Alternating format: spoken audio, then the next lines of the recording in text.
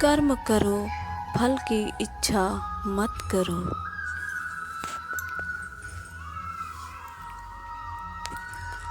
पौराणिक कथा के अनुसार एक बार की बात है, किसी नगर में एक राजा ने एक मंदिर बनवाया जिसमें श्री कृष्ण की एक मूर्ति भी रखवाई, लेकिन उसकी कभी पूजा नहीं की। पूजा करने के लिए मंदिर में एक पुजारी को रखा गया। पुजारी नियमित कन्हैया जी को नहलाता और बड़ी ही श्रद्धा भाव से उनकी पूजा अर्चना करता। राजा भी रोज कान्हा जी के लिए एक फूलों की माला भेज देता था और जब वह दर्शन करने आता तो पुजारी उस माला को उतार कर राजा को पहना देता। ऐसा करते करते पुजारी की भी उम्र बीत चुकी थी। एक दिन किसी वजह से राजा नहीं आ सका तो उसने एक सेवक के हाथ मंदिर में माला पहुंचा दी और कहलवा दिया कि आज वह मंदिर नहीं आएगा, इसलिए पुजारी उसका इंतजार ना करे। इतना कहकर सेवक चला गया। पुजारी ने हमेशा की तरह कन्हैया जी को माला पहना दी, लेकिन जब शाम हुई तो पुजारी यह सोचने लगा, माला उतार कर किसे पहनाई जाए। उसने सोचा, क्यों ना ये माला आज मैं ही पहन लूं। वैसे भी मेरी उम्र हो चली है, जीवन का क्या पता कब खत्म हो जाए। इतना सोचकर पुजारी ने माला उतार कर अपने गले में डाल ली, लेकिन इतने में ही सेवक आ गया और उसने बताया कि राजा की सवारी मंदिर में पहुंचने वाली है। राजा की सवारी आने की बात जब पुजारी ने सुनी तो वह डर गया।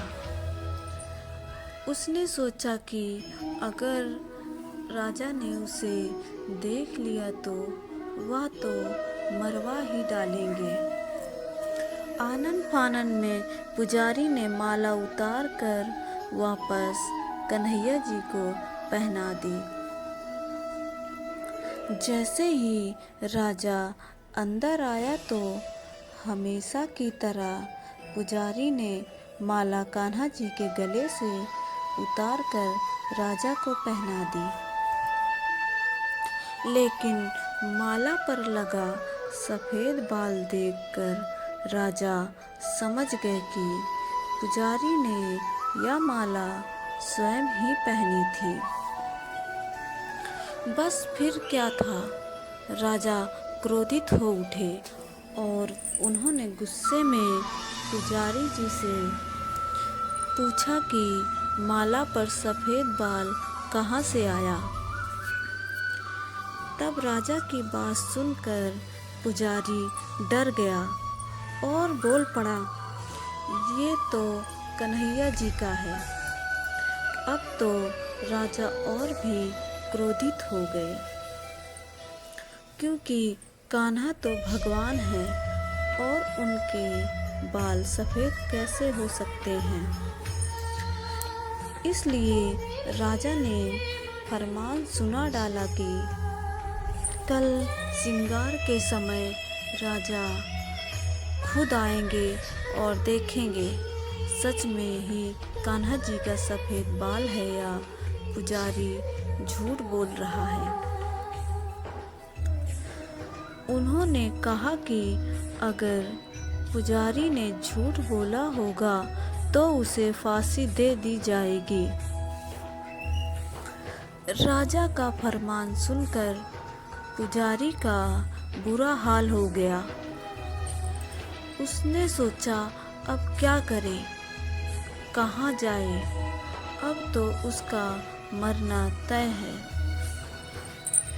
तब रोते रोते वह भगवान की शरण में पहुंचा और उनसे कहा कि हे केशव, मुझे झूठ बोलने का अपराध तो हुआ है, लेकिन हो सके तो मुझे क्षमा कर दे और राजा से रक्षा करें। पुजारी ने कहा कि हे माधव, आपकी सेवा करते करते मैं वृद्ध हो चुका हूँ। अगर आप मुझे माफ़ कर दीजिए, ऐसी गलती दोबारा नहीं होगी। यही कहते कहते पुजारी की ना जाने कब आँख लग गई और उसकी आँख तब खुली जब सुबह हो चुकी थी।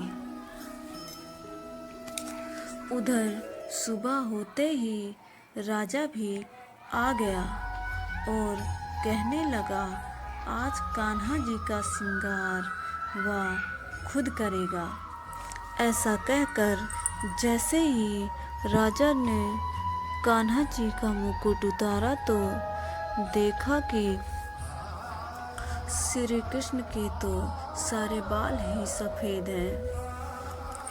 लेकिन राजा को फिर भी यकीन नहीं हुआ।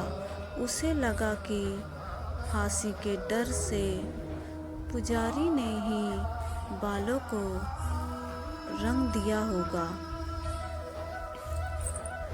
राजा ने सोचा कि क्यों ना कन्हैया जी का एक बाल तोड़कर देखा जाए।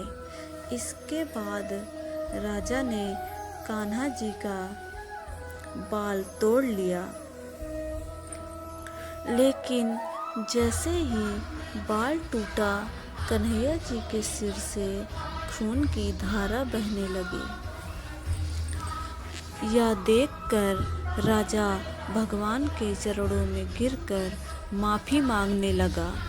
तभी श्री कृष्ण की मूर्ति से आवाज़ आई, हे राजन, तुमने मुझे केवल मूर्ति मात्र ही समझा, इसलिए आज से मैं तुम्हारे लिए केवल मूर्ति मात्र ही रहूँगा। लेकिन पुजारी ने सच्चे मन और पूरी श्रद्धा से मेरी भक्ति की है, इसलिए उसकी अनन्य भक्ति को देखकर मुझे अपने बाल सफ़ेद करने पड़े। कन्हैया जी ने कहा कि भक्ति में कभी भी संशय नहीं होना चाहिए और सच्चे भक्त की लाश तो मैं कभी जाने ही नहीं देता।